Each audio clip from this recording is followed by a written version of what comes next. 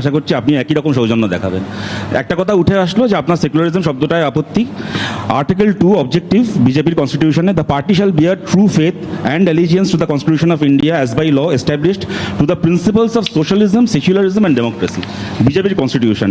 আপনার আজকের গোটা, আপনি প্রথমে নরেন্দ্র মোদীর বিরোধিতা করলেন সাম্প্রদায়িক এই জঙ্গিদের ধর্ম আছে বলে, তারপরে এখন বিজেপির কনস্টিটিউশনের বিরোধিতা করছেন। আপনি মন্ত্রী ছেড়ে দিন, বিজেপির বুথ স্তরের কর্মী আর কদিন থাকতে পারবেন আমার সন্দেহ হচ্ছে। দ্বিতীয় কথা, সুকান্তবাবু আমি মাঝখানে কথা বলিনি, আমি আপনাকে বলেছি আমি আপনার মাঝখানে কথা বলিনি, বাংলাদেশ থেকে কেন পালিয়েছিলেন? একদম একদম আমি মাঝখানে কথা বলিনি। আশা করছি আমরা প্রত্যেকেই তো নিজেদের খালি পার্টিকে নয়, নিজের পারিবারিক শিক্ষাকে রিপ্রেজেন্ট করছি আমি, সুতরাং আপনি আশা করছি সেটা ভায়োলেট করবেন না। দ্বিতীয় কথা, ব্যক্তিগত আক্রমণের প্রশ্নই বলছি। আপনি যে কথাটা আপনি যেটা বললেন, আপনি নিশ্চয়ই আপনি যে কথাটা যেভাবে বললেন যে আপনার স্ত্রীর যদি কেউ ইজ্জত নিতে আসে ইত্যাদি, কথাটা খুব একটা সুরুচিপূর্ণ ছিল না।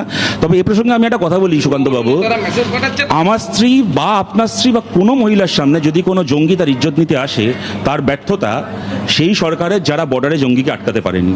আমি তার বেশি কিছু বলছি না, তার বেশি কিছু আমি বলতে চাই না। হ্যাঁ বলছি আমি মাঝখানে, আপনি কেন মাঝখানে এরকম ভাবে বলছেন? আমি আপনাকে বারবার বলছি আপনার মাঝখানে আমি বলিনি, আপনি কেন এই অসভ্যতা করছেন? 3 নম্বর কথাটা হচ্ছে মুর্শিদাবাদ নিয়ে আপনিও বলছেন, আমাকে সুমনদাও জিজ্ঞেস করেছিল।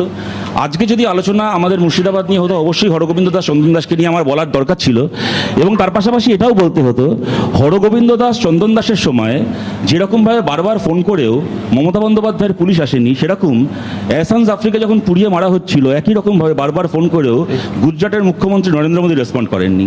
সুতরাং সেটাকে নিয়ে যদি আলোচনা হতো আজকে হতো। আমি আজকে মুর্শিদাবাদ নিয়েও বলিনি, গুজরাট দাঙ্গা নিয়েও বলিনি, কারণ দুটোই আজকে আলোচ্য ছিল না। 4 নম্বর কথা আমি আপনাকে বলছি সুকান্তবাবু, আমার খুব খারাপ লাগছে এই কথাটা বলতে, কিন্তু আপনি অন্যভাবে নেবেন না কথাটা। আপনার কেমন লাগতো যদি আমি আপনার স্ত্রী বলে বলবো না, আপনার যে কোনো আপনজন, বিশেষ করে আপনার পরিবারের কোনো বাচ্চা মেয়েকে ধর্ষণ করে খুন করার পরে সেই ধর্ষককে আসিফার ধর্ষকদের মতো জাতীয় পতাকা দিয়ে বরণ করতে বিজেপির লোকেরা? সুতরাং আলোচনাটাকে ওই জায়গায় নিয়ে যাবেন না, এইটা না হলে না কারুরই পক্ষে সেটা খুব সুস্থ নয়। আচ্ছা, একটা আমি জানতে চাই যে দেখুন আমি কোনো রাজনৈতিক বা এই ধরনের আলোচনায় কোনো ধর্মগুরুর কথার আমি উত্তর দিতে চাই না, কারণ আমাদের বিতর্কটা তাদের সঙ্গে নয়, রাজনৈতিক বিতর্ক রাজনৈতিক নেতার সঙ্গে। কিন্তু যেহেতু স্বামী বিবেকানন্দ এখানে বারবার কোটেড হয়েছেন, আমি এইটুকু অনুরোধ করছি যে স্বামী বিবেকানন্দকে এই আলোচনাগুলোতে দাঁড়িয়ে ছোট করবেন না।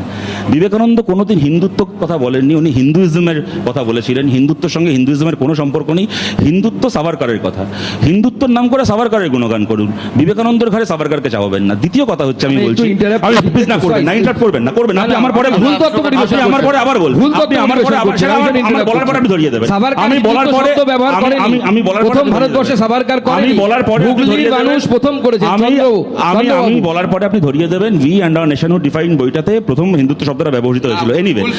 আমি যেটা বলছি, স্বামী বিবেকানন্দ শিকাগো বক্তৃতা থেকে একটা লাইন উদ্ধৃত করছি যে we not only believe in universal tolerance but we believe that all religions are true. Swami Vivekananda বলেছিলেন যে India will rise from Islamic body and Vedanta mind. আপনাদের যা প্রপাগান্ডা করার এমনি করুন, আপনারও গেরুয়া আছে, আপনার কেন কি দরকার স্বামী বিবেকানন্দকে টেনে এনে এগুলো বলার? দেখুন, কাজী মাসুম আক্তার যদি ভারতের পতাকা তুলতে চান, যদি তার উপর অত্যাচার হয় এবং যারা ভারতের পতাকা দিয়ে ধর্ষককে খুনিকে বরণ করবে, এই 2 অপরাধীর একসঙ্গে শাস্তি চাই আমরা। তার কারণ আমি বিবেকানন্দের দেশের সন্তান। এবং দেখুন, আমার শেষ কথা, ইমনদা যে কথাগুলো বললাম আমি তার সঙ্গে খালি যোগ করছি, যেরকমভাবে কাজী নজরুল ইসলাম শ্যামাসঙ্গীত লিখেছিলেন, তেমন যে মানুষটা বাংলায় প্রথম কোরআনকে ট্রান্সলেট করেছিলেন তার নাম হচ্ছে গিরিশচন্দ্র সেন। কিন্তু এইগুলো কোনোটাই আজকে গভর্নমেন্ট কি করবে না করবে তার সাথে তো আমি এটাই বলার চেষ্টা করছি যে আজকে পাকিস্তানের সাথে আমরা যুদ্ধ করব না লুডো খেলবো, এটা তো সরকার ঠিক করবে।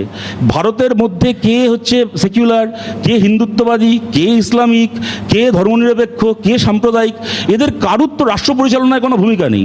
রাষ্ট্র পরিচালনায় সুকান্ত মজুমদার সহ প্রত্যেকের পরিচয় একটাই, ভারতীয়। এবং আমি এখানে আজকে যে কথা আমি শেষ করছি, আজকে যে কথাগুলো শুনলাম, জল বন্ধ করে দেবে ভালো কথা, একই কথা পুলওয়ামার পরেও শুনেছিলাম। মাঝখানে আবার জলটা ছাড়লো কি বছরে? আজকে যেটা শুনলাম যে পাকিস্তানে হচ্ছে জিনিসের দাম বাড়িয়ে দেওয়া হবে, মাঝখানে দামগুলো কমালোটা। আমার বক্তব্যটা হচ্ছে, আমার কাছে তো ভাই ড্যামের চাবি থাকে না,